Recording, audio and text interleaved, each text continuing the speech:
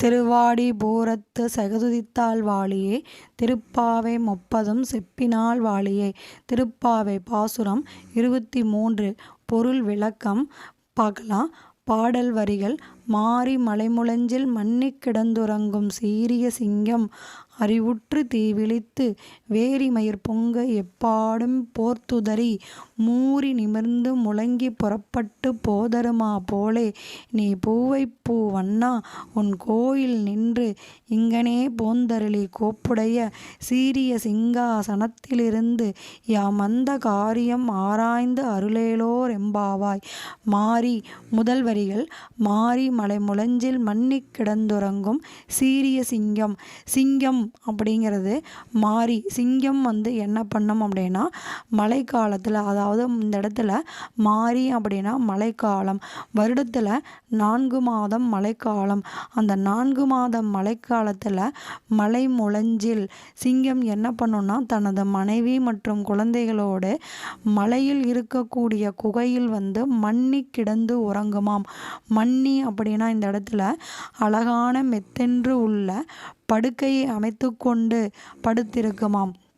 அப்படி படுத்திருக்கும் போது சிங்கம் வேறு மலை வேறுங்கிற வித்தியாசம் தெரியாதாம். மலையினுடைய ஒரு பகுதி போல் சிங்கம் இருக்குமாம். அதுபோல அந்த கண்ணபிரானும் தூங்குவது போல் பாவனை செய்கின்றார். சிங்கம் தூங்குமா? தூங்காது. குகைக்குள்ள 4 மாதம் மழைக்காலம் என்றாலும் அது 4 மாதமும் தூங்கி கொண்டே இருக்குமா? இருக்காது இல்லையா? அது என்ன பண்ணும்? குகைக்குள்ள தூங்குவது போல் பாவனை செய்யும்.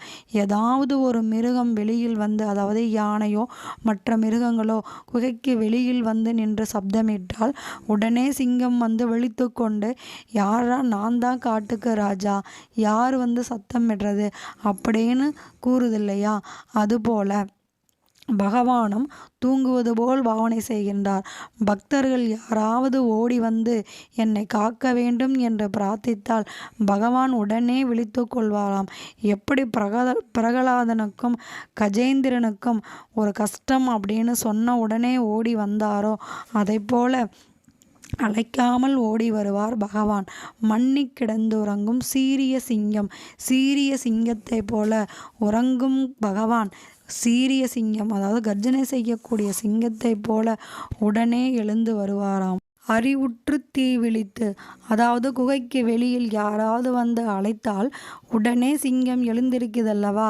அப்படி எழுந்திருக்கும் போது சிங்கத்தினுடைய முதல் பார்வை எப்படி இருக்கும் அப்படின்னா தீ விழித்து, அதாவது நெருப்பை போல் கோபமாக இருக்குமாம். அடுத்த 2 வரிகள். வேரி மயிர் பொங்க எப்பாடும் போர்த்துதறி மூரி நிமிர்ந்து முழங்கி புறப்பட்டு போதருமா போலே நீ பூவைப் பூ வண்ணா.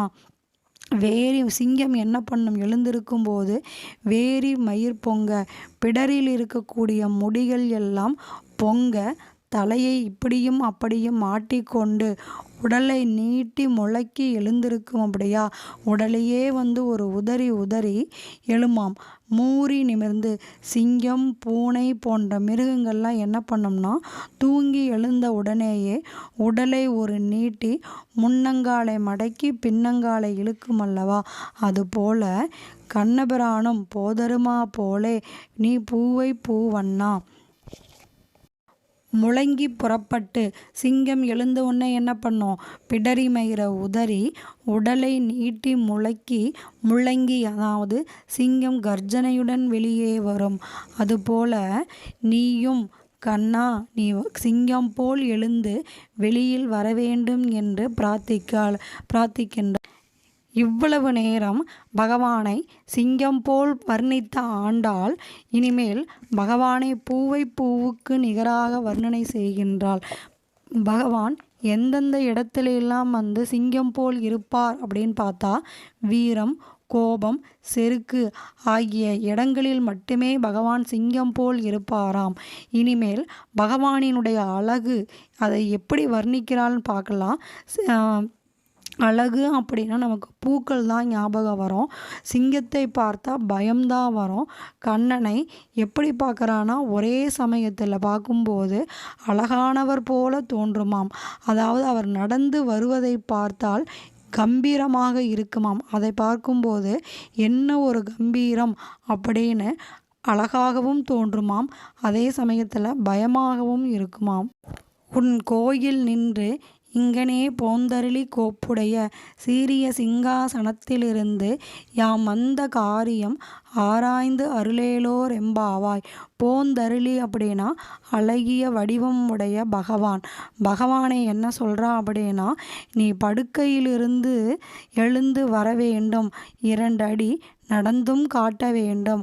நீ நடக்கும் அழகை நான் ரசித்து உன்னை சேவிக்க வேண்டும் என்று ஆண்டாள் பிரார்த்தனை செய்கின்றாள். படுக்கையிலிருந்து சொன்ன வார்த்தை, அதாவது நீ படுக்கையிலிருந்து சொல்லக்கூடிய வார்த்தை பொய்யாகவும் போகலாம். நீ 2 அடி நடந்து கொண்டு சிங்காசனத்திலிருந்து நீ எங்களுக்கு நாங்கள் வந்த காரியத்தை ஆராய்ந்து அருள் செய்தால் அது எங்களுக்கு அனுகிரகம் செய்வது போல் இருக்கும் என்று ஆண்டாள் பிரார்த்தனை செய்கின்றாள்.